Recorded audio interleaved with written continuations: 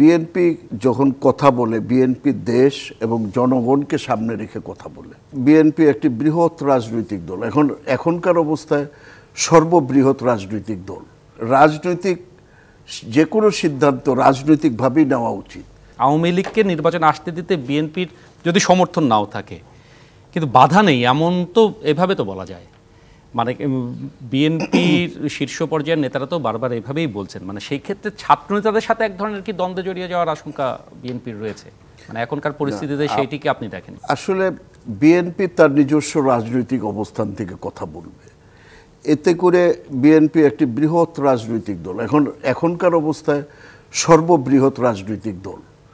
তো বিএনপি যখন কথা বলে, বিএনপি দেশ এবং জনগণকে সামনে রেখে কথা বলে, এতে অন্য কারো অসন্তুষ্ট হওয়া বা সন্তুষ্ট হওয়া, সেটা দেখে তো রাজনীতি হয় না। রাজনীতি হয় জনগণ, দেশ।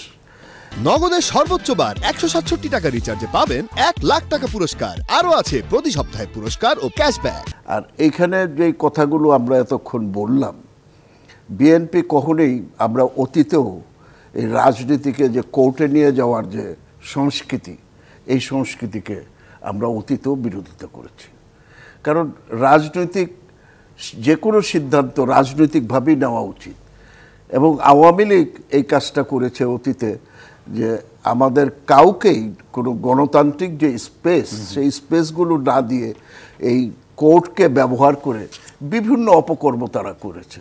কিন্তু তারপরও একটি গণতান্ত্রিক দল হিসেবে বিএনপি কিন্তু কখনোই বলছে না যে আমরা এদের নিষিদ্ধ চাই। হ্যাঁ, এদের কঠিন কঠোর বিচার। এবং দেখেন, শেখ হাসিনার কিন্তু সরকার প্রধান এবং দলীয় প্রধান। শেখ হাসিনার বিচার হইলে কিন্তু দলেরও বিচার হয়। ওবায়দুল কাদের দলের সেক্রেটারি, তার যদি কঠোর বিচার হয় তাহলে দলেরও হয়। এবং এই দলের আমি তো দেখেছি অন্যায়ের সাথে তার মন্ত্রী পরিষদ থেকে তার পার্লামেন্ট মেম্বার সকলেই জড়িত, কম বেশি, স্থানীয়ভাবে হোক জাতীয়ভাবে হোক।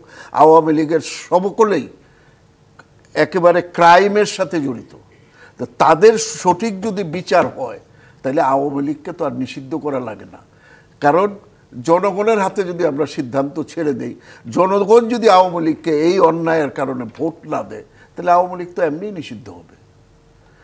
আমরা রাজনৈতিক প্রক্রিয়া, স্বাভাবিক রাজনৈতিক প্রক্রিয়ার মধ্য দিয়ে একটি দলকে নিষিদ্ধ করা বা জনগণ থেকে বিচ্ছিন্ন করতে চাই।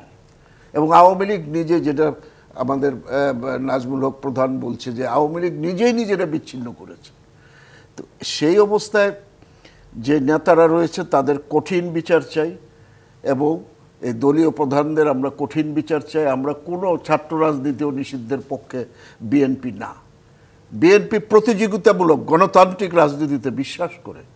বিএনপি কোনো নিষিদ্ধের রাজনীতিতে বিশ্বাস করে না। বিএনপি কোনো নিষিদ্ধ রাজনৈতিক দল নয়। কাজে বিএনপির যে গণতন্ত্র, সেটা সত্যিকার অর্থেই এক ধরনের এই যে আধুনিক গণতন্ত্রের একটি দল হচ্ছে বিএনপি।